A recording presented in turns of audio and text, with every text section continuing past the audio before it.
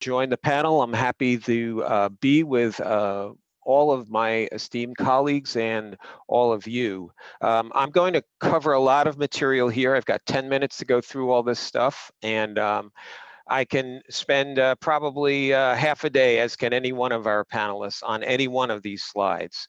So I want to encourage you to take a look at my email below, alex@theboundlessroad.com. And please do email me if you have questions. If I can help with anything, please do let me know. But this is a talk that I'm calling Automation and Driver Assistance. And this is to help set the stage for all that we're doing today. So the big question is, can you buy a car today that drives itself? And this is the car that typically gets the answer, yes, here it is. It's the 2020 Tesla. It can clearly drive itself. That's what the names of the safety systems imply, and that's what the advertising implies. And I guess you really can't, though, because the system called Autopilot has a number of issues around it. And this is off of the website, the Tesla website, kind of the fine print. And the issues that are related in this fine print include all of the, or many of the cases in which Autopilot does not function. That is rain, snow, fog, bright light, mud, ice, let's see, objects mounted onto the vehicle, windy roads, damaged bumpers, interference from other equipment, et cetera, et cetera, et cetera. So clearly, this car does not drive itself. I also like showing this fun advertisement from 1958, because if you look in the lower right-hand corner, the Chrysler Windsor Dart also advertised Autopilot. But the issue for Autopilot in those days was that clearly the public had no expectation that something called Autopilot could drive itself. Now I think that that expectation is slightly different. The confusion around what cars can do and can't do extends into the general public. And a few years ago, the AAA did a study and found that almost 40%, almost half of Americans thought that cars were available today that could drive themselves. And a lot of that has to do with what were perceived as misleading marketing nomenclature that was used, things like Autopilot, Pilot Assist, ProPilot, et cetera. Names like that gave the public the impression that the car could drive itself. Real briefly, and this is the chart that everybody sees and loves to hate after a while, but this SAE, the Society of Automotive Engineers, tried to and has figured out a way of categorizing the levels of automation. 0, 1, and 2 are where we are at currently. That's the light blue side. The green side are the more aspirational levels, level 3, 4, and 5. There are some level 3 systems out there that are currently working. There are some level 4 systems out there that are currently working and tested in very, very, very, very, very, very, did I say very enough? Limited domains, limited geographic areas, areas without some of the limitations that the caveats I read before occur in, and where there is no snow, where the heavy rains rarely happen, where the infrastructure is perfect, et cetera. And the reason that full automation is not with us yet, even though it has been promised over and over and over and over and over again, is because there are many, many issues that still need to be addressed. And these include who owns the data. There are so many computers and so many sensors spilling off so much data. folks want to know who owns it. Is it the driver or the owner? Let's put it that way, if the car is the driver. Is it the OEM? Is it an insurance company? Is it advertisers, et cetera? What exactly is the economic model of success for a self-driving car? What about sensor reliability, sensor fusion, computing power? All of these issues, prediction algorithms. How do you figure whether or not a system is going to react in the correct way? What about the weather? What about animals? What about supposed edge cases? What about communications with vulnerable road users, VRUs, and other vehicles? What about repair and calibration, et cetera, et cetera, et cetera? Many, many issues still need to be addressed. So what are we talking about today? Primarily what we're talking about is something called ADAS features, which are advanced driver assistance systems, and that these are systems that are currently being rolled into cars and sold to the American public. 93% of new vehicles offer at least one ADAS feature. The question is, how do people know how to operate those systems? And does the public need to get educated? Because these are life-saving issues. This is a little test I like to give to people. We don't have feedback mechanisms, but I wanted to know whether or not you knew what this icon represented. It's called tire pressure monitoring. It was mandated off over 15 years ago. It is something that every car has, and when it comes on, there's still confusion as to what it means. The same with this one, ABS. Some form of ABS has been in production for over 50 years. This was mandated a little bit later, but anti-lock brake systems are around. And a quick anecdote that I like to tell around this one is that when I was taught how to drive, there was no such thing as ABS. And what it was I was taught, because I lived in the Northeast, that in order to get yourself out of a skid, you had to pump the brakes very quickly and you had to turn the car in the direction of the skid.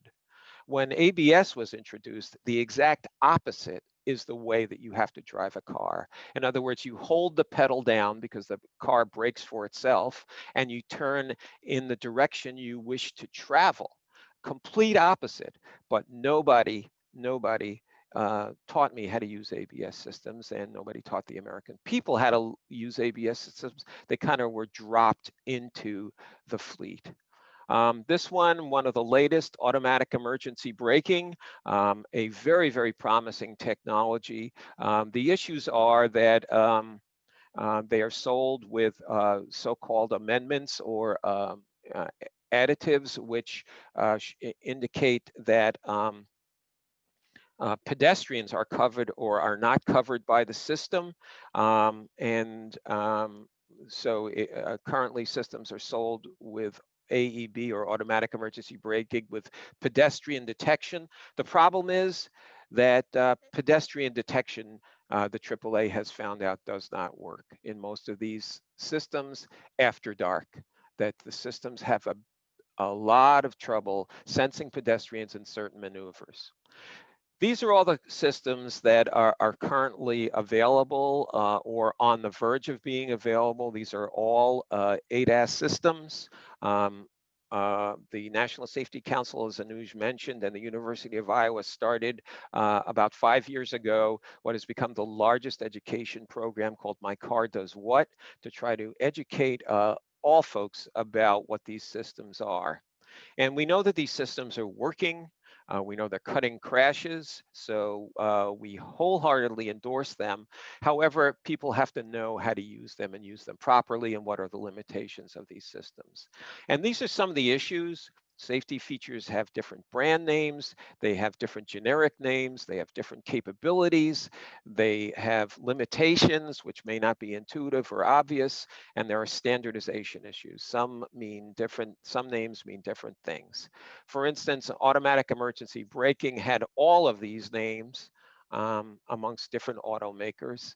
And in an attempt to clarify the issues around naming, Kelly and Consumer Reports and JD Power and AAA and us, at that time when I was with the National Safety Council, came together and we came up with a document called Clearing the Confusion. So at least we could name these features the same thing and the public will understand.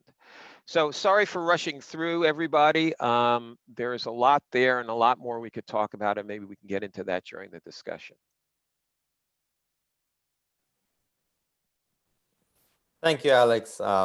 Thank you for your presentation. That was wonderful. Our next speaker is Rini Sherony, and I'm going to give a very quick introduction to Rini. Rini is a senior principal engineer at Toyota's CSRC, that's the Collaborative Safety Research Center in Michigan.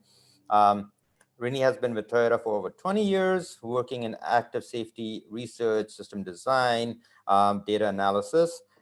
She currently is the lead for active safety and automated driving collaboration research and data analysis. Her responsibilities include development of standardized test procedures, test targets, sensor requirements, benefit estimation, and so on. She has also led the development of SAE's pedestrian bicyclist test target standards and is involved in SAE and ISO automated vehicle activities. She has authored or co-authored over 120 papers and has been granted 18 US patents. So Rini, over to you, all yours. Thank you, Anuj. Hi, everyone.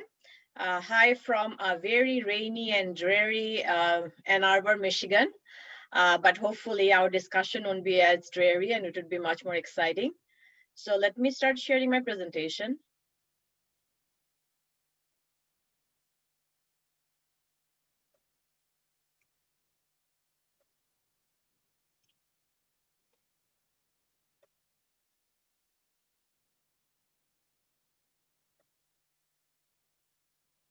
Can you guys see? Yes, Rini, thank you. Okay, great. All right. So today I'm going to talk about automated vehicle or different kind of driver assistance systems, what we have currently on the road, and then some work we have done on future features and some benefit estimation work to see that how some of these systems might provide benefit in terms of crash avoidance and injury mitigation in real world conditions.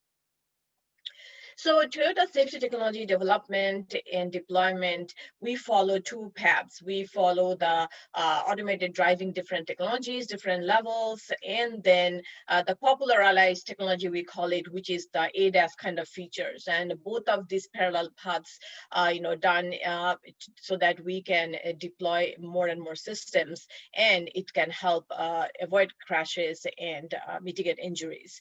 So there are two systems currently available. One is the Toyota Safety Sense in Toyota vehicles, and then the Lexus Safety System, which is available in our Lexus models.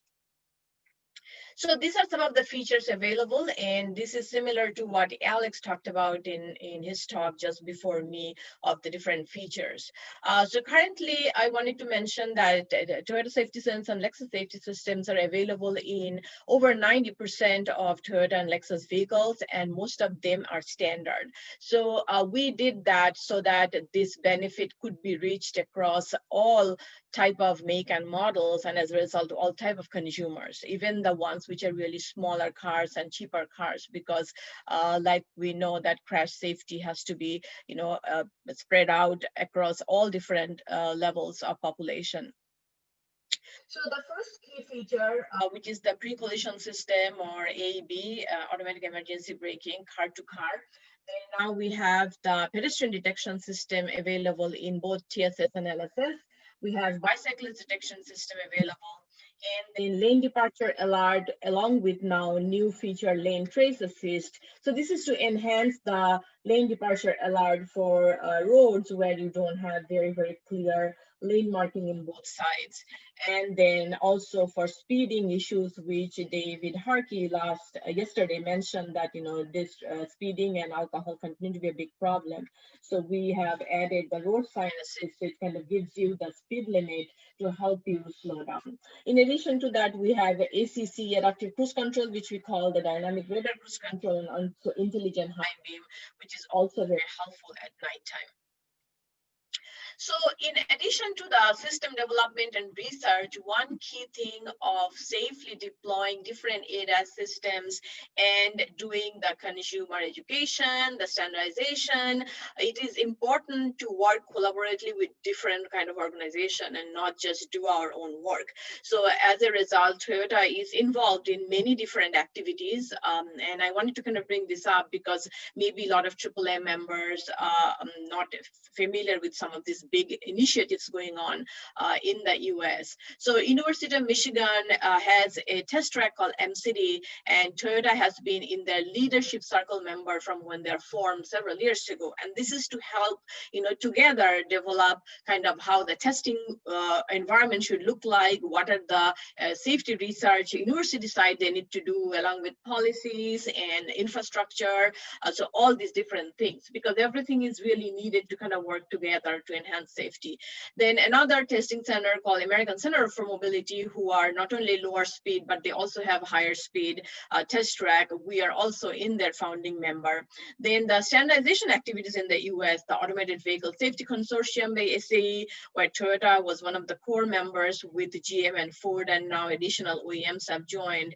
And then the SAE On-Road Automated Driving ORAD, where Toyota member is a co-chair, and we have additional Toyota members, including me. We are supporting individual working groups to actually develop the standard. In addition to that, I myself am involved with a lot of active safety or ADAS system related standardization activities led by SAE. So how is our approach to safety? Obviously, safety includes everyone, the people, the vehicle, and the traffic environment. You have to look at everything together and not just our cars that we manufacture. And the process you follow in order to any system to work effectively, you need to know what happened in real life crash conditions. So accident investigations and analysis, and from that, developing simulation to test, and then, real world testing, and then eventually development and evaluation. If you don't follow this process, then when you deploy the systems in the real road, then they may not be as effective. And for each country, each region, Toyota being a global company, you have to tune your system differently, because how the crashes happen in the US road in New York versus Ann Arbor versus how crashes happen in India or Jamaica, they're not same, they're drastically different. So in order to address, you have to make very different systems and sensors, and also work with local government and policymakers and infrastructure developer to be effectively deploy these systems and do consumer education. So let's see some of the road safety data, which I think most of the AAAM members are familiar with. So we had some reduction in the crashes, till 2010, 11, 12, when the economy tanked, and then all of us were like very excited. We were like, oh, it's great, finally all the safety features in the cars and all the safety education is paying off. But then the economy started coming back up, and then the crashes and fatalities started going back up. So basically during this time, there was less driving and less vehicle miles travel, and as a result, less exposure, and that some reduction in spite of have so many safety features in the car, the passive safety, which is heavy penetration, and the newer active safety features. So when we look at these crashes, we have to break down into like who the crash is happening with. So most of the crashes are happening with passenger car and light vehicle crashes, and motorcyclists and pedestrian bicycles. Very small is large truck, bus, and other vehicle occupants, which is only 4%. So most of my focus is not obviously in here, but in and rest of it, which covers 96% of the crashes. In order to develop countermeasure, you can't just lump everything together. You have to separate each type of crash modes. And NHTSA, National Highway Transportation Safety Agency, they have done really great work in late 90s, early 2000, and started separating some crash modes and creating some standardized crash modes so that everybody's kind of working towards the same type of crash mode and determining the countermeasures. So there's rear end, head on, angle crashes, mostly happening in intersections, side swipe, then pedestrian, bicycle, animal, and then road departure. So one project which Toyota did with Virginia Tech collaboration a couple of years, the project just ended early this year, is to see that how some of these systems, when applied to real world crashes, provide benefit in terms of injury reduction, crash avoidance, and mitigation. This is important because then we know what are the remaining issues and what additional features and system enhancement we need to do going forward. And David Harkey mentioned this from real world, some of the insurance data yesterday, that some of the systems are already showing benefit, but we did beyond those few systems of, many more systems pretty much to address all the type of different crash modes to see overall what is remaining. So we took the real world crashes and simulated in a simulation by crash reconstruction. Then we applied each of the systems separately for each crash mode, and at the output was either crash reduction or crash reduction and injury mitigation or injury level change. If something changed from MIS 3 to no injury or very low injury, that's a huge benefit too. Crash avoidance is not just one benefit. So at the end, we added it all together to see what's the remaining issue.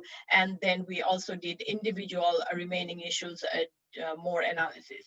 So I just want to show a simulation to see how this works. So this was the actual head-on crash from NAS CDS, and then we applied the head-on mitigation system in the simulation. So this was an avoidance. Obviously, not everything is avoidance, depending on how it happened, but a lot of them are mitigation and some of them are no effect. So rather than going into all the details, I just want to show the results. So in the US, approximately we used the baseline 2015 because 2015 was like a good representation of all the different crashes, and obviously every year there's some small change. To accurately estimate, you have to pick like 1 year and work towards it, and then we added all the different systems. So in 2015, approximately 2 million it was injury crashes, and then we applied all the different system countermeasure, and in residual for 100% market penetration, which we're estimating 100% penetration will happen in 2050. And yesterday, David Harkey showed similar projection. We will still have remaining almost 868,000 crashes. So we are seeing approximate reduction of around 56%, which is a very, very good number. So if you look at the penetration, so again, 100% penetration doesn't happen quickly. It takes a long time. So we took IIHS's past estimation, and we see that in 2025, with their penetration, which is a much smaller, we will see a 12% decrease overall crashes with all the system. In 2040, we'll see 38%, and then full deployment at 2050, 54.5% decrease in the crashes. In addition to it, the injury reduction, the MIS2 plus fatality, we see in full deployment almost 60%, which is really good.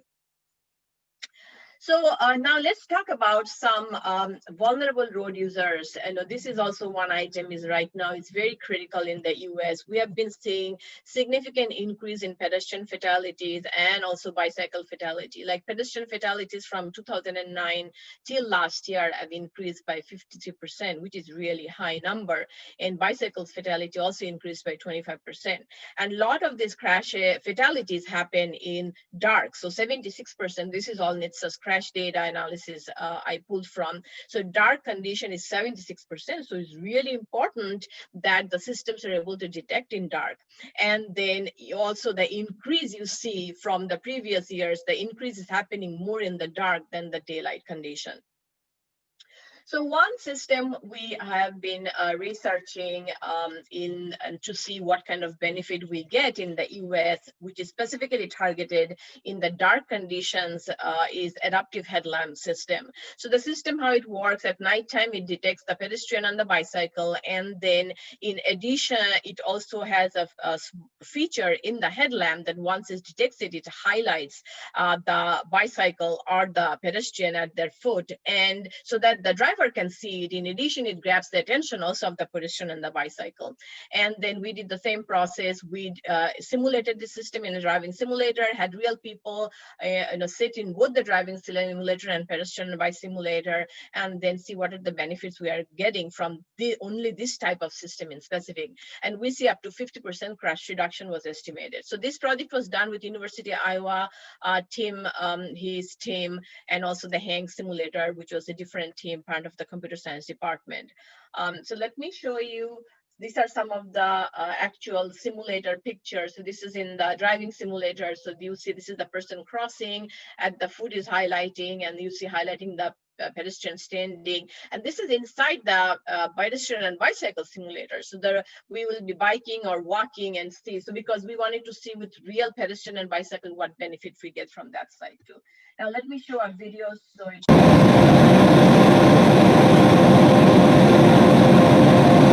here it is. Here was the bike crossing, and you see that the system highlighted the bicycles at the fit. So another project we just started working on, because as we see new safety issues and safety concerns, we have to continue looking into that. So e-scooter.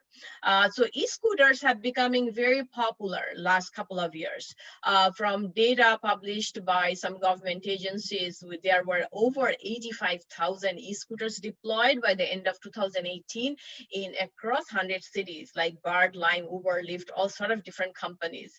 Then 38 million trips taken by these scooters, and almost 14,000 injuries we saw in 2018 from the ER data, up from only 4,000 in 2014. As a result, is creating brand new safety concern. So we wanted to proactively see that what kind of safety issues are out there before these things gets really bad, and see on the car side, and also from the education side for e-scooter riders or e-scooters companies, we can give recommendation. So this project just started late last year, where we have equipped a e-scooter and a car with radar, camera, all different sensors, and then collect naturalistic data extensively in real world driving conditions. And obviously we don't want to have crashes, but even naturalistic data in the past analysis have shown the key safety issues, and so that would give a good indication of what type of countermeasure is needed. So this project has started with our collaboration partner, Indiana University, Purdue University at Indianapolis, and we are hoping that by next year we should be able to see some clear that what kind of safety scenarios are critical and we need to do countermeasures. So with that, I end my talk. Like I said in the beginning, that for safety, it's not just safe vehicles. We need to have safe drivers, education, and safe road. And together, we are hoping to achieve significant reduction in crashes and injury mitigation on US road. So thank you very much. Thank you, Now, Rini. Anuj, I hand it back to you. Thank you, Rini, for such a wonderful talk. So much detail, so much to process. I'm sure our participants have a lot of questions that are coming up as they listen to the speakers. I would encourage you to jot them down, ask questions through the chat window or through the Q&A window. And as soon as we have all of our participants finished with the presentation, we will address your questions. Thank you. Next up, I'm going to introduce Tim Brown. He is a research scientist and the director of drug driving at the National Advanced Driving Simulator, NADS, and the University of Iowa.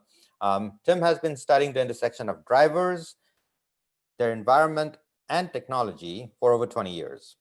His academic and his research career has focused on in-vehicle systems, warning systems, medical considerations, and modeling driver performance.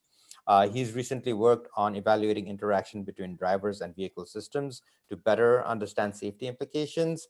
And He co-led the 2019 workshop on TRB workshop on drug and alcohol impairment, the challenges for automated vehicles. So that is the topic of the day for us. Dr. Brown is currently a member of the National Academy of Sciences TRB committees, as well as AAAM and the International Council on Alcohol, Drugs, and Traffic Safety. All right, Tim, all yours. Thank you, Anuj. Thanks for everyone for being here today. Unlike Rini, I'm in sunny Iowa City, although it is a little chilly here. So as Alec indicated earlier, there's kind of a widespread belief that automation is going to solve all the problems with vehicle crashes and safety, and that there's a lot more capability than there is right now actually in the vehicle fleet. One of the questions that's not gotten a lot of attention is, what is the intersection here between this automated vehicle technology, this increased ADAS capability, and impaired vehicle operation?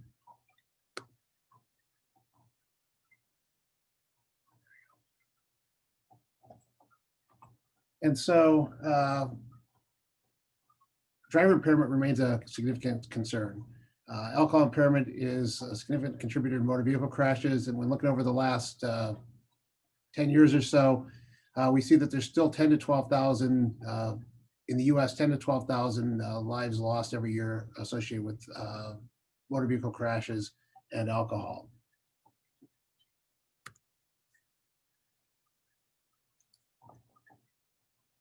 When we look at drug impairment, it's a more complicated question. One of the challenges we've got is that, unlike alcohol in the US, where we've got very good data, the FARS data for drug impairment is not as good.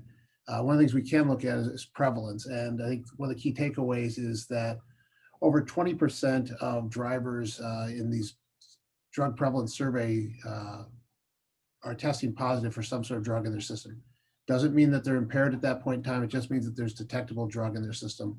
THC is one of the more common ones that you'll find in there, but other medications and other illegal drugs are also common.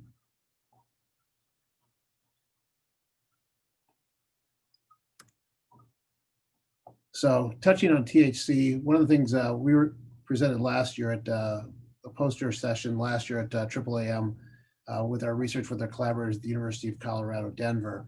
And this was a survey of cannabis users in Colorado. And one of the questions that we asked them as part of that research was whether or not they drove within 2 hours of cannabis use in the last month. And this shows that, frequency of cannabis use is at the bottom there, 1 to 10 days, 11 to 20 days, or 21 to 30 days. And infrequent users are less likely to have driven under the influence of cannabis, but are almost daily users. Almost 9 out of 10 of them acknowledge driving within 2 hours of cannabis use in the preceding month.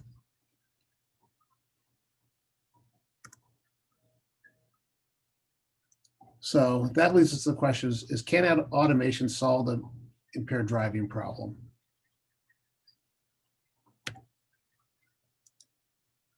So I like the Gartner hype cycle. I went out and this week found the most recent update to this. And when I talked about this a year ago, automated vehicles were kind of coming off of the peak of inflated expectations and driving towards the trough of disillusionment. We seem now to be headed down at near the bottom of that trough of disillusionment with automated vehicles and heading up towards the plateau of productivity. But as we look at this, we're still 10 plus years to reaching that plateau. And so, although there's a lot of optimism in terms of getting automated vehicles, it's not going to be tomorrow. So one of the things to think about here is kind of what are the implications for impaired driving in the context of automated vehicles? Well, if we see a gradual transition from low to high automation, there's reason for concern. One of the things I learned many years ago is that humans are not good at supervisory control. In my undergraduate engineering classes, we learned that we should design systems such that humans do what they're good at while machines do what they're good at. I've got a nice little blurb here from John Lee, who was my PhD advisor following the Boeing 737 MAX crash. And he notes that robots make excellent backup drivers to humans make terrible backup drivers. And so one of the questions we've got to look at is, how does this apply in the context of impairment? And I think so long as we don't have full automation, benefits may be limited. If we're relying on drivers, particularly those who may choose to drive impaired, to be that backup when the system needs us, it's not clear that they're going to be able to successfully do that.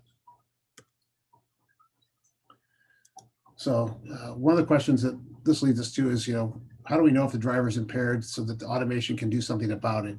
And that's where driver monitoring could come in. And I'm not going to go too deeply into this because our final panelist will dig a little bit more deeply than I'm going to into this. But I'm going to talk a little bit about some of the work we did on driver monitoring and how it might apply here. And so historically, as we think about over the last half decade, we've thought about driver monitoring in terms of drowsy driving and distracted driving. And what we've got here is that the system's going to take information from the driver, the environment, the vehicle, and then try to decide or determine whether or not the driver is impaired. And in some cases, it may look at just general impairment, which is the driver is not operating optimally, or it may try to classify them into distraction, drowsiness, or some other form of impairment or intoxication. And then once they're done with that, the driver monitoring system then tries to move into a mitigation mode, which is to figure out what to do. Is that to provide a warning to the driver, or is that to try to take over some control of the vehicle to keep the driver safe? So this is some insight into some of the work we've done. So this is some of our work on distraction. So one of the things we know is that impairment differs by source. And so when we look at distraction, distraction can vary from second to second. One moment I can be distracted, the next moment I'm perfectly alert. What we've observed is it's detectable in measures of vehicle control, but head pose, where my head is looking, may give me the best indication of how attentive I am to the driving environment. When we switch that to drowsiness, it's going to vary over a longer period of time, and we're going to see variations from kind of a 30 to 60 second window where I may enter periods of more drowsiness and then pop back up with a generally decreasing level of alertness over time. Measures of eye closure can be effective for this. We think about things like perclose, and droopy eyelids can be effective at looking at that. But it's also detectable in measures of vehicle control. One of the things to note that we observed is that some of those eye measures that we may most often associate them may actually lag changes in driving performance. And so we may be able to detect changes in level of drowsiness based on how the vehicle is being controlled prior to being able to see observable effects. One of the things that's interesting when we looked at drowsiness is in some cases, the noted impairment is actually that driving performance improves during the early phases of drowsiness as drivers are aware that they're starting to get drowsy and are applying more resources to the environment. Impairment from alcohol can be detected from driver metrics. Again, it's going to be one of these things where performance tends to degrade over time. One of the things we noted in our work with alcohol is that the classification or determination that somebody's impaired improves with the more data that we've got. And so the longer they're driving, the longer we can look at their data, the more likely we are to be able to accurately detect that they are impaired and under the influence of alcohol. When we look at that in terms of other drugs, they can have varying effects. Some of them may look more like drowsiness. Some of them may look more like an amphetamine or something that's going to be more of a stimulant. And so as we look at the classification or broadly at drugs and driver monitoring, it's less clear exactly how you're going to classify each of those because they have varying effects that may overlap with some of the other things you're looking for. So Anuj mentioned the workshop at TRB last in 2019, and I'm going to present a little bit of information on that. And so some of the topics that came out of that um, focused on kind of expert input in terms of what we might need to look at as we look at automation and impaired driving. And so we had some AV experts, some impairment experts, some law enforcement, some legal experts, and we talked about a variety of things, including what research needs are needed at the end of the day for system design. And so I'm going to talk a little bit about that. And so touching briefly on those, three key areas that I wanted to discuss today, one of which is detecting an impairment. The more data sources you have may provide value. And so what data sources do I need, and what happens when we lose some of them? So when we're in automated vehicle mode, obviously vehicle controls are no longer available in terms of being able to predict whether or not somebody is impaired. Another question is what happens with reliance on automation? Willingness of drivers to rely on AV when drinking or using drugs. Does that increase their willingness to get in the vehicle because they assume that the vehicle will be able to get them home safely? What happens when that doesn't happen? Does this change the prevalence of impaired driving and the situations in which drivers are willing to drive under the influence of drugs or alcohol, or while drowsy or distracted? And then at the end of the day, mitigating impaired driving. What is the feasibility of a stage mitigation for impaired driving? When to engage or disengage automation? So if somebody's impaired, should we turn on some of these ADAS systems or safety systems, or fully engage automation when available to keep the driver safe? Or does that create a cycle where they just encourages more use of the system when they're impaired? And at what point do you disengage from the automation? And then one of the questions that I thought was interesting is what detection information is available to law enforcement? So if we're monitoring the driver and we know that they're impaired and under the influence of alcohol or a drug, is that information available from the vehicle to law enforcement if there's a crash? And then real quickly here at the end, just a few things from my perspective. Automation offers a great opportunity for reducing fatalities associated with impaired driving, but there are risks associated with, particularly during this transition period. Impaired individuals readily choose to drive and are likely to continue this. And my biggest concern is that this is going to be at an increased rate as vehicle automation comes online, that these people who are willing to drive now are more likely to be willing to drive if they've got additional systems where they believe it might be safe for them to do so. We know that impaired drivers don't always make the best choices, and this is a case where it may be easier for them to make a bad choice. We need to know about the situations in which it's likely for drivers to make these choices, how to best identify impaired drivers, and what mitigations will be acceptable to drivers and society as a whole to keep us safe when people choose to operate a vehicle while impaired. With that, Anuj, I'm going to turn it back over to you, and I apologize for going a couple minutes over my allotted time. Thank you so much, Tim. That was a wonderful presentation. It's a really, really important topic in terms of driver impairment. And I'm excited to hear more I guess, during the Q&A about what your discussions were out of that workshop, because some of the things that you're talking about, especially with mitigation and that cycle of whether you're actually creating an environment for impaired operation of automated vehicles is an interesting discussion. Our final speaker today is Kelly Funkhouser. Please allow me to introduce Kelly. She is the program manager for vehicle interface testing and is the head of connected and automated vehicles at Consumer Reports. She got her master's degree in cognitive psychology from the University of Utah, where she studied human interaction with driver assistance systems. Kelly has two roles at Consumer Reports Auto Test Center.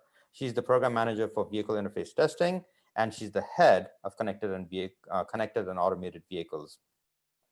And there, her main interest is in assessing the performance and driver experience of ADAS. She has this really, really interesting role, really, really interesting job of evaluating the latest in ADAS technologies every year. So she does this every year for all of the technologies that are out there. Kelly is the 2019-2020 Consumer Reports Ambassador of the Year, and she is passionate about debunking myths on what cars can do and what they cannot do. I think it's a really, really important thing. And she's a very, very strong advocate for driver and vehicle safety. Recently, Kelly led a group of experts in standardizing ADAS terminology, and this Consumer Reports-led initiative entitled Clearing the Confusion has officially been endorsed by the US Department of Transportation. So that's a great achievement, and we are very lucky to be hearing from Kelly today. So Kelly, all yours. Thanks for that introduction, and for all of the speakers that went before me. And as you may be able to see, that I am also in a sunny location today. I'm in the middle of Vermont, at a farm where they're doing a coffee shop. So I apologize if you hear any wind noise for that. I'll try to keep it at a minimum here. But again, thanks for all of the presenters that went before me. You really set up the background for what I wanted to talk about today. So let me see if I can pull up my slides while, let's see, maybe, there we go, share we.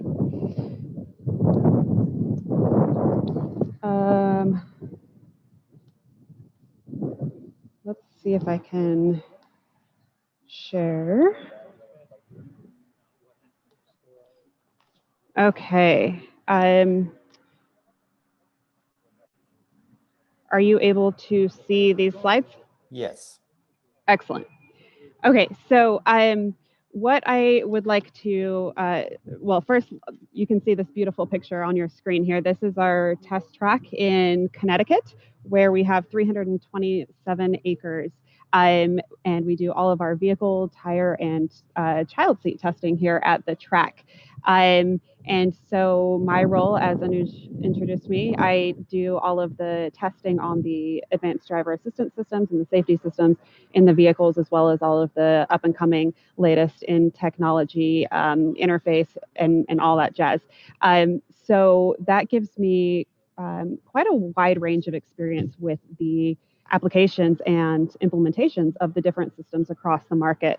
So we all know that these systems are really, potentially safety systems, and they're all trying to do that in the same way, but there's a lot of different engineering that goes into how these systems work.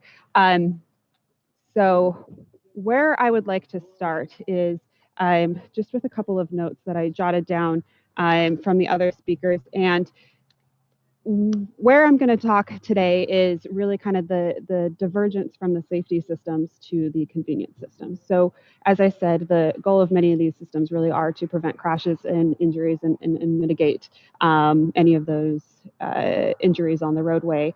And there are certain systems out there that we've seen the data just now that are able to do that. And then there are systems out there that the data is not quite in yet, and we are still learning about these systems.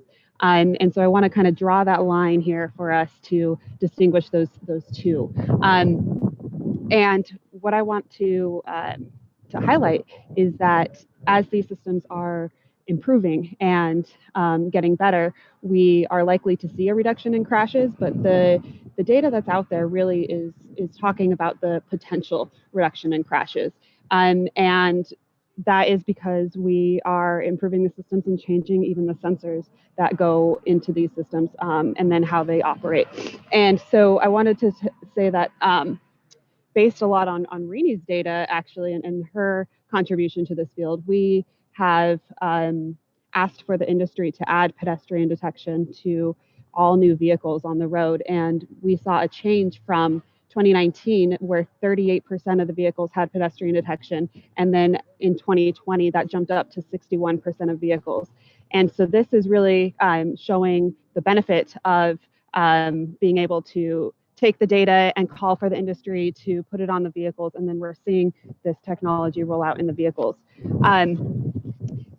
And so what we have here on this slide is where we start to divert from the safety systems. Although the potential for the reduction in crashes for the road departure mitigation, or the road departure, lane departure, head-on collisions that we saw in the previous slides, those crashes are still up. and these lane keeping systems have the potential to reduce those types of crashes, we don't have substantial data to show that they're actually working. And that is because the market right now is kind of all over the place in terms of what the technology can do. And what most people are surprised with is that as these systems are being developed, some of the manufacturers are taking an approach where they're intentionally creating systems that don't perform well.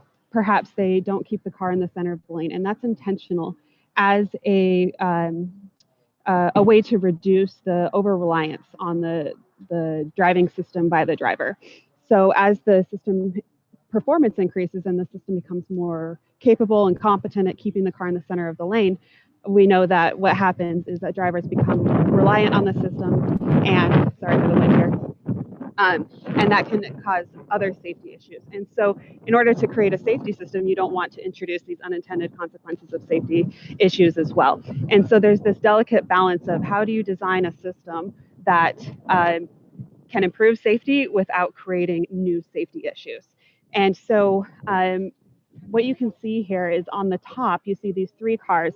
And one way that some manufacturers are implementing lane keeping systems is that they allow the driver to maintain full control of the steering within the lane up until a certain boundary line. And starting on the left, that boundary line is pretty wide. It goes right out to the edge of the lane lines. And so when you're within that, you don't feel any automated steering of the vehicle in addition to what you're doing until you hit that threshold. And that threshold, again, varies across the market. Some manufacturers make that much narrower on the right, and some keep it much more wide. And on the bottom, a different way of having a lane keeping system is that you have a boundary box that you're trying to stay in.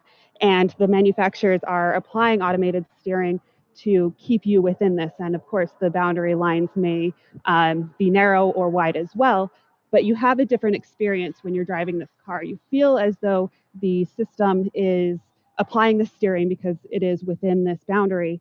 And then you start to have this different perception of how the system is performing. Maybe it's taking control from you instead of the driver maintaining full control. And so we have all of these different types of systems out there with different degrees of width on the boundary of how they stay in and out of the lane.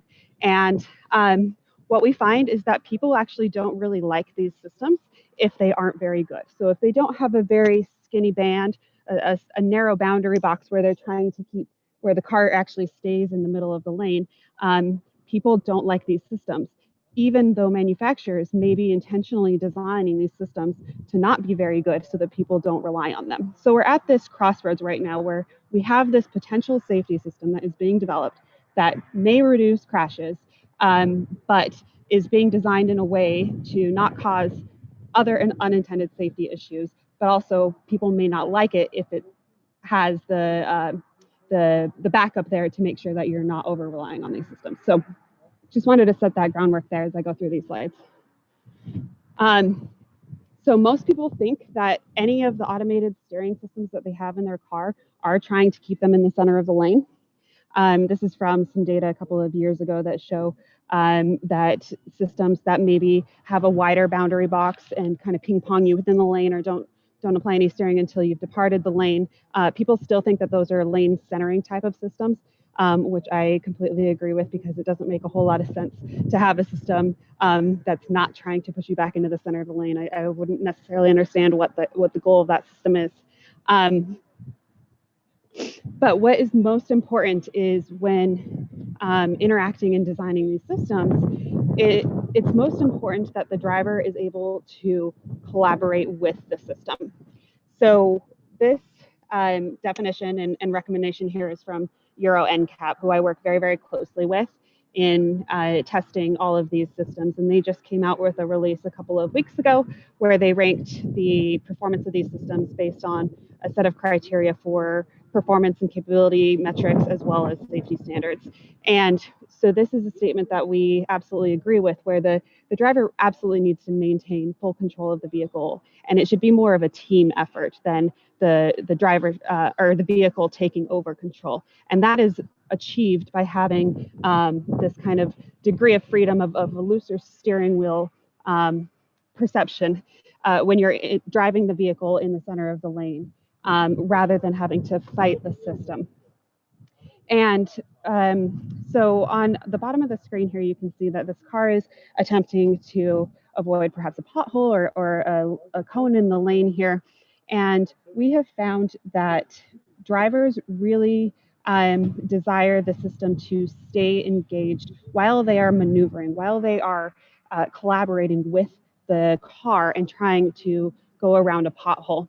And a system that doesn't allow for this collaboration creates a mental model where either the car has taken over control, or frustration where the driver may not want to use it because the system may be hard to re-engage, or it just happens so frequently that it becomes more of a nuisance than a help. So in all of these systems, we stress that the important aspect of designing and using a system for safety is to make sure that the driver has that full control of the vehicle along with the system, and the system never takes over at any point.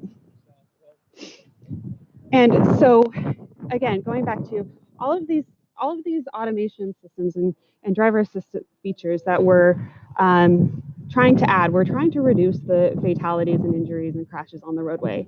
And we hear in the news, that there are some systems out there that are achieving this, but we also hear, as you can see, all these headlines that sometimes they're crashing more. And so this is just one example. And so I pulled the headlines from Tesla because that's everyone's favorite to hate.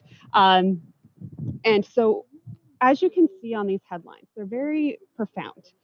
The Tesla Autopilot crash driver was playing video game. Sleeping Tesla driver nabbed. Tesla on Autopilot slams into two police cars. All these things, right? So the driver is distracted or doing something else, and that is likely due to the design of these systems. So systems that are out there that are potentially able to reduce crashes of road departure and head-on and lane departure crashes maybe are now creating this new type of crash. And it's due to complacency and how the system is designed. And so in the Tesla in particular, in case you're unfamiliar, going back to that collaboration that I was just talking about, what happens in the Tesla is that the driver is unable to stay engaged with the system. If the driver applies a certain amount of torque to the steering wheel to perhaps go around this cone within the lane, the autopilot actually shuts off. And it's very jarring when it does that. And we find that instead of being a good thing in human factors, when you think of, well, if the driver is trying to take over, then the system should immediately shut off and relieve themselves, give that control back to the driver. What we find out is that drivers are actually really annoyed by having to continually re-engage the system. And they put themselves into more risky situations where, well, maybe it will avoid this pothole or this cone in the road. It did last time, and they're frustrated by having to re-engage the system. And so they give that control over to the vehicle, which is where it becomes dangerous. Now they have this mental model where the car has it, the car's doing it, and they can just kind of sit back and relax, which causes the complacency where drivers then start to play a video game or fall asleep or all of these things, and then they're not able to take over control when the system fails or when the system needs you to most.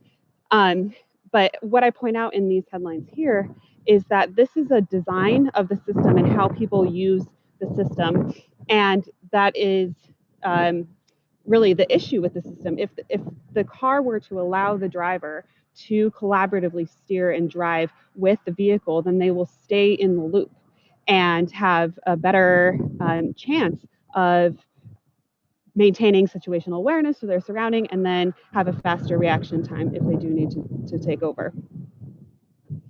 And so as Tim said, that he was setting me up for talking about driver monitoring, that is absolutely the most fundamental feature that really needs to be implemented in vehicles, whether the car has any of the lane keeping or adaptive cruise control features. People want driver monitoring systems to help them if they do become distracted or fatigued, or tired and fall asleep. But there are two different types of driver monitoring systems that we see out there. And we have direct driver monitoring and indirect driver monitoring.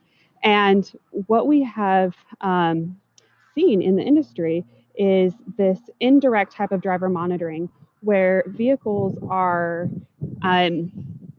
telling the driver to apply a certain amount of torque at an arbitrary interval to say that they're paying attention to the road. But what this does is it allows people to trick the system and then then perhaps over rely on the system that they're paying attention.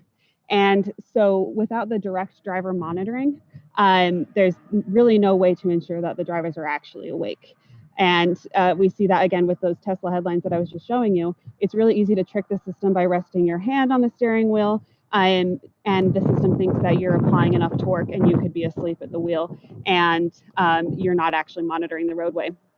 And this is kind of an unintended consequence of requiring driver monitoring that we learned from the European Union when they said they required that there be some sort of driver monitoring in vehicles when any automated steering is applied in a vehicle. But the steering wheel torque ends up not being a sufficient way to monitor drivers. And Tim also is just saying that the head pose is the most important in driver monitoring.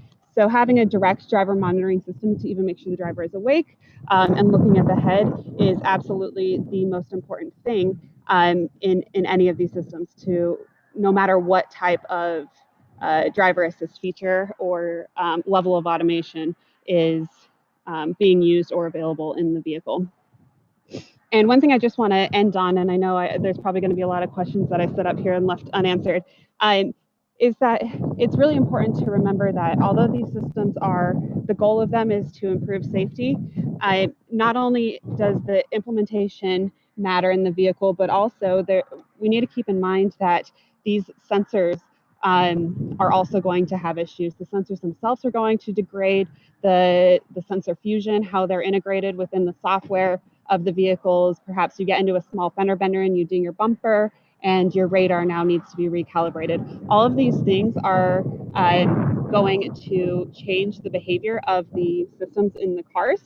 And so more than just having the feature on your car, there's other things to keep in mind to make sure that the features are actually working and programmed correctly in order to get to that point where it could even potentially be a safety system. So I will leave it there. And I apologize for all of the wind noise again. And here's my contact info. So Anuj, I will hand it back over to you. Thank you, Kelly. That was awesome. The wind noise was an added bonus. It felt like a live Weather Channel broadcast, and that was very cool. So thank you to all the panelists for their presentations. I think what we can do next is switch to questions. There are some questions that have been popping up on the Q&A window. And attendees, if you have any questions, please do add them here.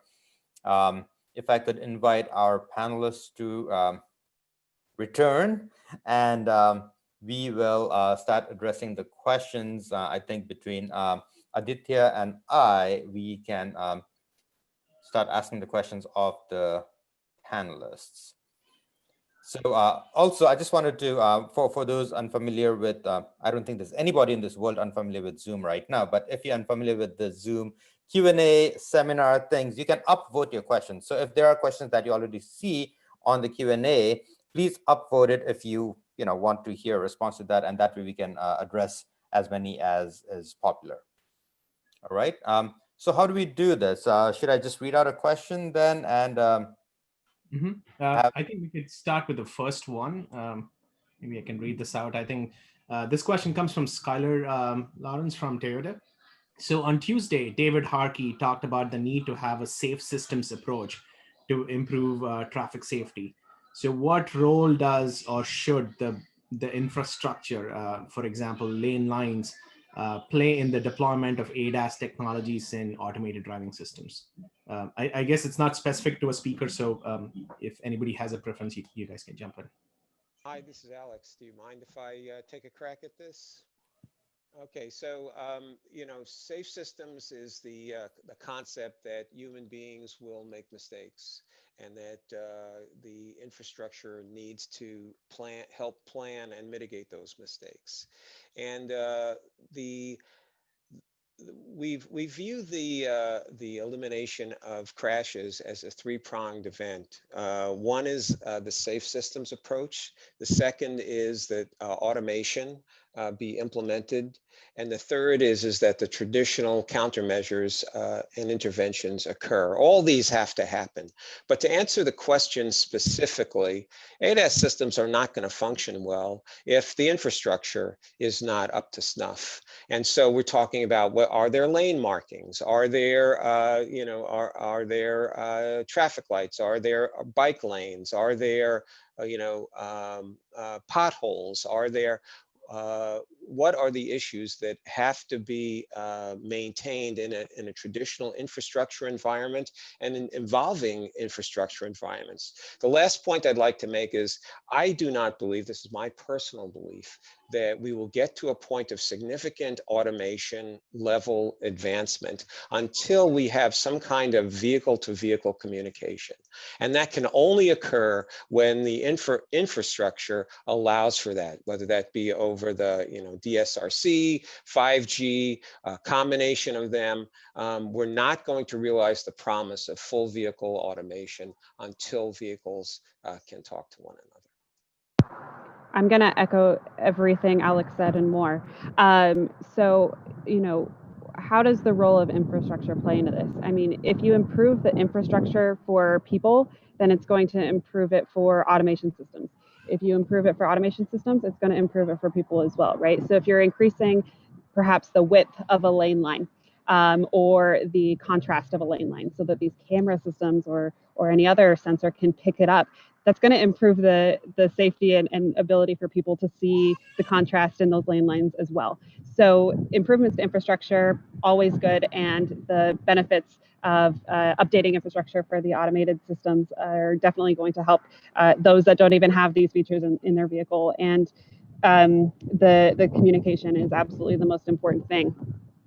There's only so much that the sensor suite can do on the vehicle itself. It can't see around corners. It can't see, ahead of, a bunch of cars, things like that. And so being able to communicate with other cars and the infrastructure is going to be the biggest revolution in the safety of these systems. Thank you, Alex. And Kelly, Rini, Tim, did you have anything to add to that in terms of the infrastructure? Yeah, I can add a little bit to it. Yes, infrastructure, especially good infrastructure, like Kelly said, is really, really important. One example is, the original lane keeping or lane departure warning system. Most of the systems would heavily dependent on just lane marking. And then they didn't seem to work very well because we don't have very good lane marking in lot of US roads. So I did a study through our CSRC, and we looked at the actual roads where this type of road departure crashes happen, and we're able to determine that 40% of those roads where road departure crashes happen either have no lane marking or very poor lane marking or missing totally lane marking on the right side where this departures takes place. So as a result, if you have a lane departure warning system only based on the lane marking, it's not going to work in 40% of these cases. So as a result, then we started developing kind of road edge detection system. So the point is that on the car side, we are trying to kind of compensate for this lack of infrastructure and driver mistakes, but there's so much can we do effectively. Infrastructure improvement and enhance it is going to add to the benefit and the proper operation of these systems for sure. I'm going to jump in and piggyback off of that because, Rini, you reminded me of my very unpopular opinion that everyone loves to hate me for. So I'm just going to go ahead and say it. Sometimes technology is not the answer. Sometimes the analog way beats out the digital way. And rumble strips on roadways are extremely effective for lane departures, right? So whether that's the road end or between lane lines, if you hit a rumble strip, you get that extremely haptic warning. And that is something that can be done to the infrastructure that we don't even have to, oh, sorry for the really bad wind, that we don't even have to wait for the technology on the vehicles to show up. And then for that technology after it shows up to even be good. So sometimes infrastructure can solve so many of these issues, and we don't even need to wait for the technology to roll it out on the vehicles. And I'm just going to touch on that real quickly. As the temperatures drop here in Iowa, there's been some memes posted on social media about driving in the winter here with no lane markings visible. And I always worry about that as we look at automated vehicle technology. But as you said, if we can improve technology and have higher accuracy maps that might allow us to know where we're at on the roadway, I don't have to worry about whether or not I'm 3 feet out of the lane or driving down the middle lane as I'm heading into work in the morning before the plows have hit the road. So important topics, I think, and it's not just about road infrastructure, but some of it can be digital infrastructure that can benefit both automated vehicles and the drivers at large if they're using a mapping or navigation system. Thank you all. Fascinating set of answers and very insightful. Thank you. I'm going to move to the next question. This is a question, I swear we did not set this up, but it's definitely near and dear to my heart. It's a question from Daniel Rapella. I still see many people overestimating the capabilities of ADAS. How much of these issues like distracted driving could be solved by enforcing a more honest marketing of the systems? For example, not calling them autopilot. And I'd like to add my own little aside to that, in the sense, I'd like to sort of get a sense from the audience, right? Thinking about, again, we're thinking about the next 10 years and safety and so on. So I'd like to think about, contrasting the power of regulation versus the power of education / awareness, right? Is regulation necessary, or can we just educate our way out of this mess? That's for discussion.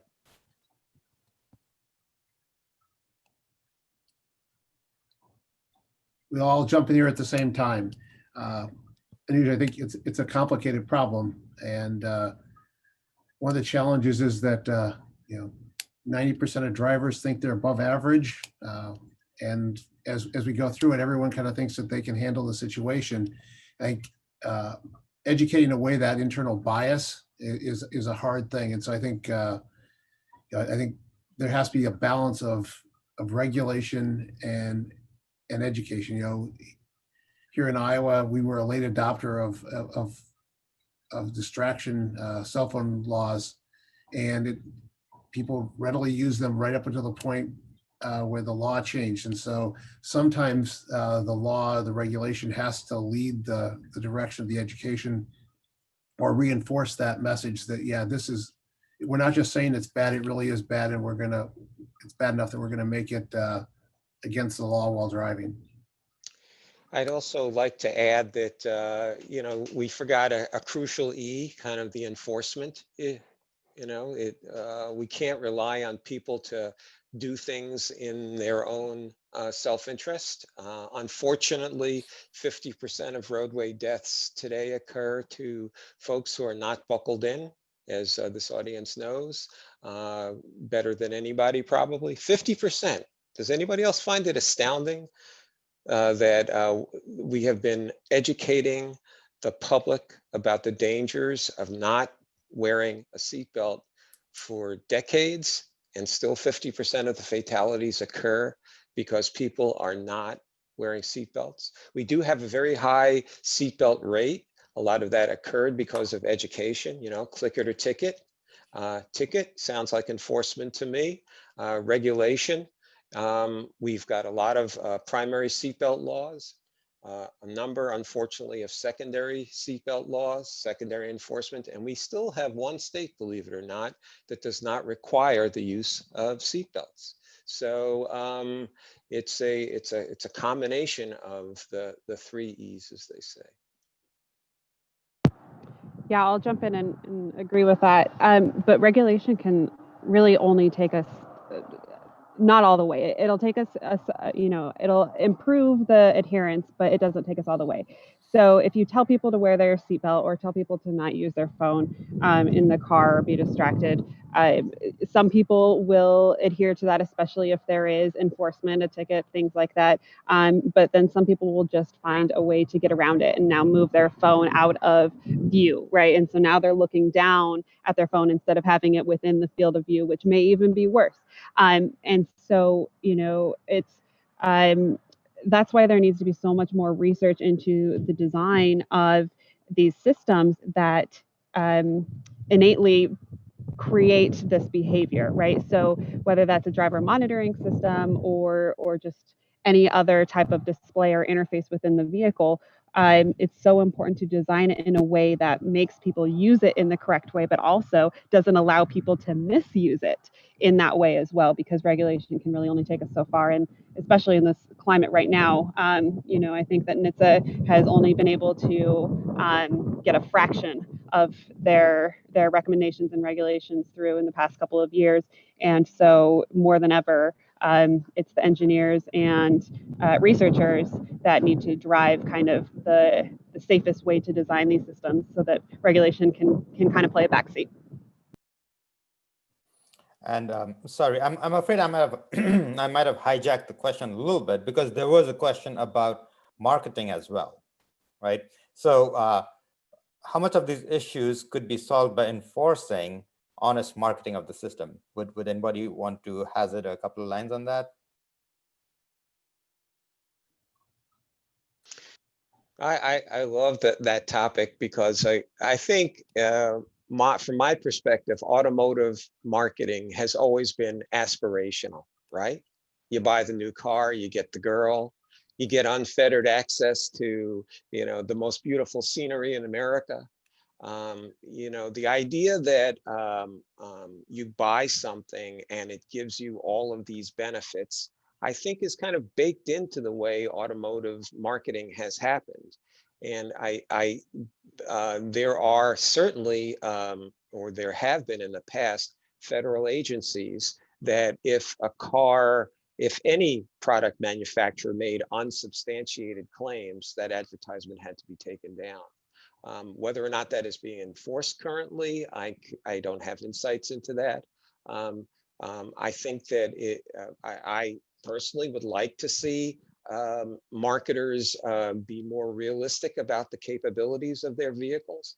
But short of that, wouldn't it be nice if the dealers did when you took delivery of a car? Or short of that, wouldn't it be nice if the automakers left, instead of driver's manuals that are that thick or online or someplace, just gave you brief educational um, um, briefs about what the car was capable of. Yeah, and I can follow up on Alex's last comment. Yes, I agree. And we have seen the same thing, that if you just put all the information in the driver's manual, then people usually don't read it. So we are trying to enhance education through the dealers. So when you do come to the dealership and buy a new car, the dealers are trained to have a lot more information of how the systems work, when they're supposed to do what and when they don't do what, so that people have a better understanding of some of the details of these features. But again, if you buy a second-hand used car, then it's much more difficult to give such education. So I think this is always a challenge, how to educate drivers, always a challenge of how to have all drivers look alike. For example, in my household, what I like, my husband doesn't like. He hates all sort of warnings. It irritates him. I like warning because I know then if I didn't see something, then I know it's there. So I think it's so challenging to make everybody happy so that they all accept the system for engineers like us. And I would kind of look for direction from consumer education organization like Consumer Reports, and sometimes regulation is helpful, because at least then for us, we know exactly what we need to do, because individual preferences are so drastically different, at least in this country. Yeah, and I'll just reference back to that very first slide that Alex put up, where it was basically an excerpt from an owner's manual with all of the liability clauses, right? You shouldn't use the system in any place ever. In the sun, in the dark, in the rain, in the not rain, in that, right? Basically, you should never use these systems. So even if we were to use the owner's manual as the reference, you're not going to learn anything about when you can use the system, just basically that you can't ever use the system. And so that's really a tricky point right now, is that manufacturers are unfortunately very concerned with the liability of these systems, and less about educating drivers on when they can use these systems. And I think we're just kind of at this tipping point right now where the systems are developing so rapidly that there are no standards for performance. And so to explain that to drivers in a way that both relieves the manufacturer of liability, but also educates the drivers on when they can use these systems and when they can't, it's really difficult to do right now. Great. Oh, go ahead. I was just going to throw one last bit in there, and I think one of the struggles is we can't discount the impact that the drivers have, and so the consumer has a role to play in this as well. And when I remember when my father went to get his last car, we were there and went to pick it up, and all he cared, the dealer, it was a used vehicle. The dealer tried to explain a few things to him. All he wanted to know, and all he wanted was he wanted his phone set up. That's all he wanted, was the Bluetooth connected on his phone so that he could answer phone calls wirelessly if someone called him while he was driving. And so I think we've got to balance this out, which is it's great, but we're not required. Are we going to require a 3-hour training session in order to pick your car up from the dealer? Or is it going to be a 2-day training session to get your vehicle so you can fully understand how to use each system in what context?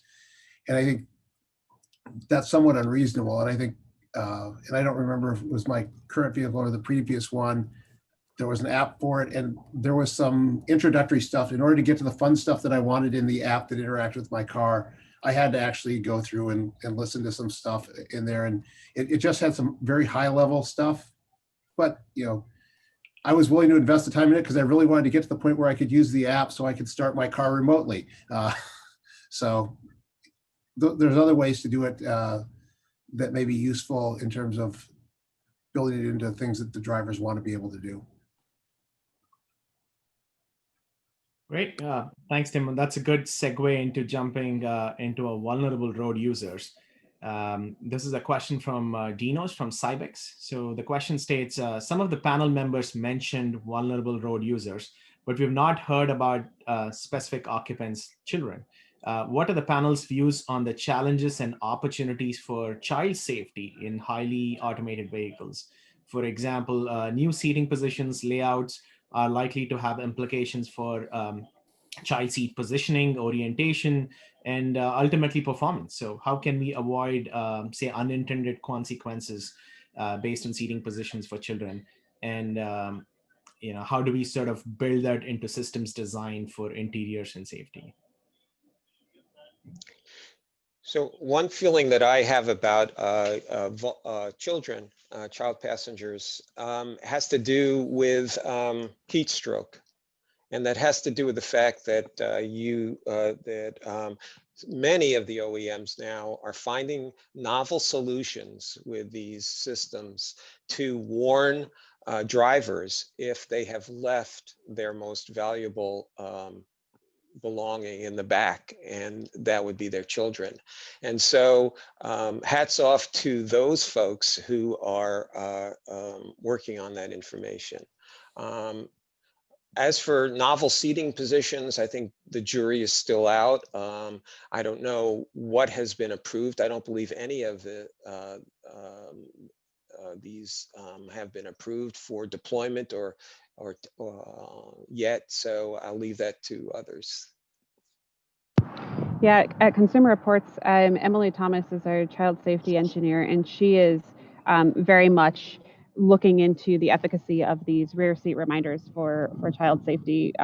Exactly what Alex was saying for heat stroke prevention. no one's fault that they may forget their child in the back seat. It's human nature to go on autopilot, right? And you make mistakes.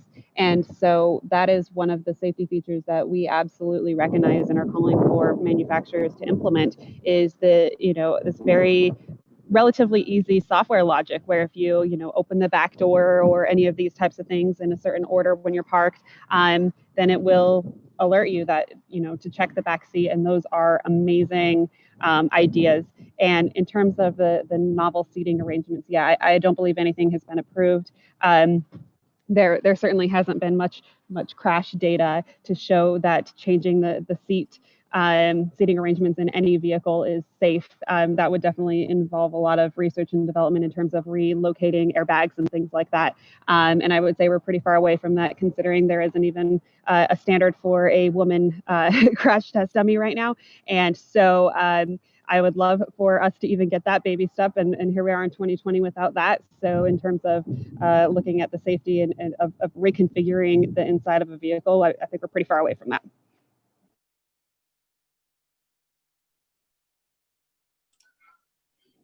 Great. I know we are over by a few minutes, so if you want to, Anuj, should we take a couple of last questions here?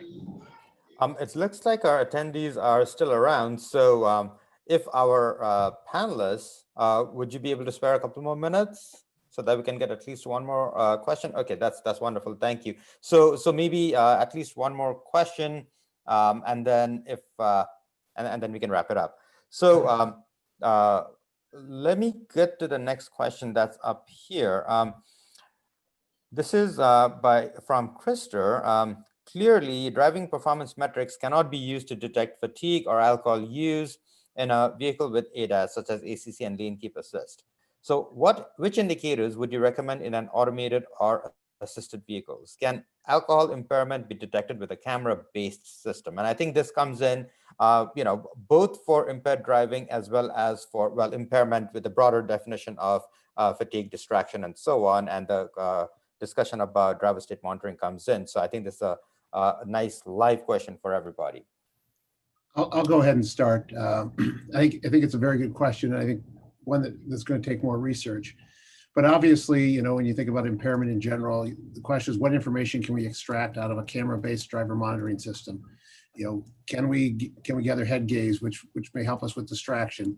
How much resolution do we have on the eyes, looking for droopiness? And I think one of the challenges becomes with alcohol, for example, at certain phases of it, as you're going through it, you're going to see some somnolence, you're going to see that tiredness. So you may see some droopy eyes that overlaps with drowsiness. But beyond that, I think, you have to get more complicated. Some of the papers I've reviewed have looked at things like looking at facial expression and change in facial tone. And they show some promise in being able to detect certain types of impairment, but I haven't seen much on them in terms of moving to alcohol. Some of the other stuff that could go into play also then looks at wearables. So, what information can we gather from other information? So if they're wearing their Fitbit or their Apple Watch, we may know where they were at.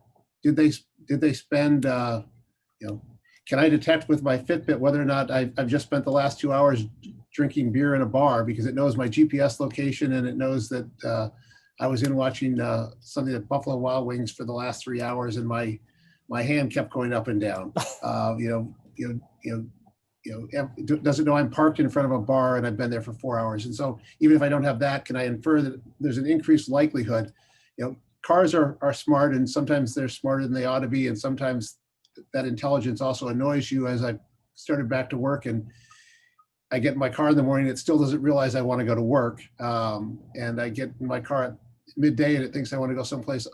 It thinks I want to go home automatically. So and so I think it's a challenge. So when I run my errand here over lunch, do an orange juice for our alcohol study that's starting tomorrow, it's going to want me to go home, even though I don't want to go home yet. And so I think those are some of the challenges. Is you can get some other information from the environment.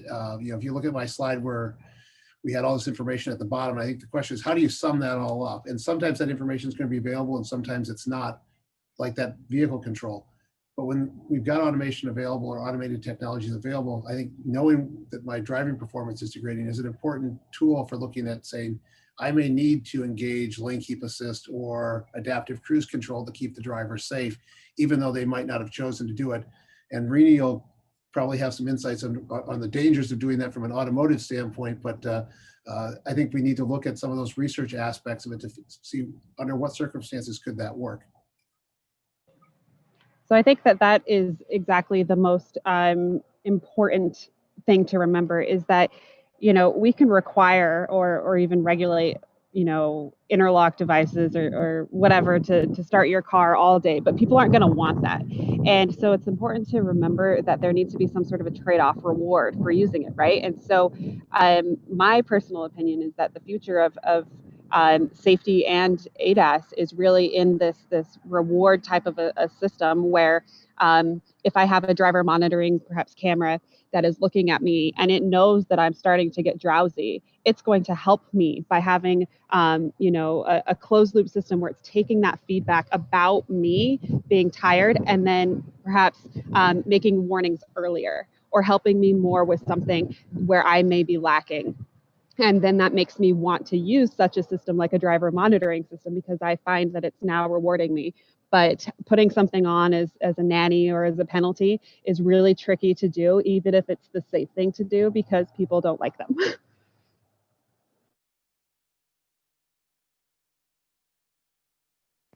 Yes, I agree with Kelly that people don't like it. Like when somebody is distracted, if you see from the driver monitoring camera and then you try to give them the AEB warning early enough, and then people are like, hey, I see the car in front of me, why I needed to get warning? So it's that, like I said before, everybody is different. To make everyone happy under all situations is a tremendous challenge for engineers like us to do.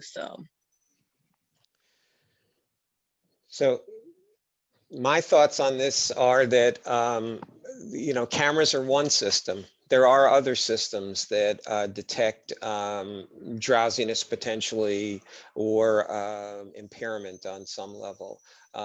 Some of those novel systems include using the cameras with kind of the lane departure ability. And so it's not just using inward facing cameras, but outward facing cameras. So each time you break the lane as you're driving, that might be a surrogate for some kind of impairment issue or drowsiness issue. Additionally, there are upholstery features now, which understand whether or not it's not just the Fitbit, it's about whether or not this upholstery, seat cushions are measuring whether or not your heart rate is changing, which might be a surrogate for sleep, or that your respiration rate is changing.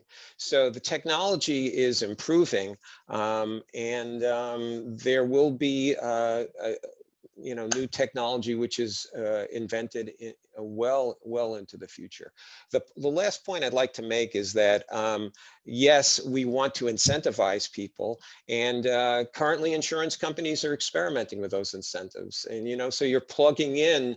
Used to be you'd plug into the to the OBD port some device or telematics which would keep track of how drivers do in various situations. That would feed back to the insurance company and would qualify you for a discount. Now that is switching to cell phones or mobile phones because those phones are more ubiquitous and don't require people to have this plugged in. So those incentives may be happening, but it also, the flip side of that is there may also in the future be penalties around this. The penalties may be that your ability to drive on certain roadways may be restricted if your driving ability is detected over time to be impaired. And there will be, so it's a fascinating, where you're kind of on the cusp, as Tim said, a lot of research needs to be done. And as Kelly and Rini have said, there's a lot of human factors which have to be satisfied. And it's just a phenomenal time to be in this space. Thank you. Some fascinating responses for a really, really important question. I love the scepter of Big Brother watching over all of us, but maybe something needs to give for safety. I don't know. That's, it's a different question. And I realize this is being recorded, so I will keep my thoughts to myself on this. Thank you so much. I think we should wrap up. Everybody has been very generous with the time. We are 10 minutes past the hour. Thank you to all the attendees for attending. I think we had a record turnout. Thank you for all the questions. Thank you so much to all of our experts, Kelly, Tim, Alex, Rini. Your insights have been so valuable. We can go on forever. I could go on. If I didn't have another meeting, I would go on, but I know you all have meetings as well. We are sort of zoomed out. Thank you, Aditya, obviously for the entire conference, but for completely helping with this particular AVSIG session, and for all of the AAAM folks who are helping with this. So thank you. Thank you, Anuj. I second Anuj's thoughts. Thanks to all the panelists. I know you guys are super busy with everything that you already have, but we really appreciate your time. This is very valuable to AAAM and all our audience members. So thank you and have a good day. And I really encourage you all to stay on and attend the rest of the conference sessions as well. So yes. Thank you. Enjoy the conference. Thank you, everybody. Thank you. Bye-bye.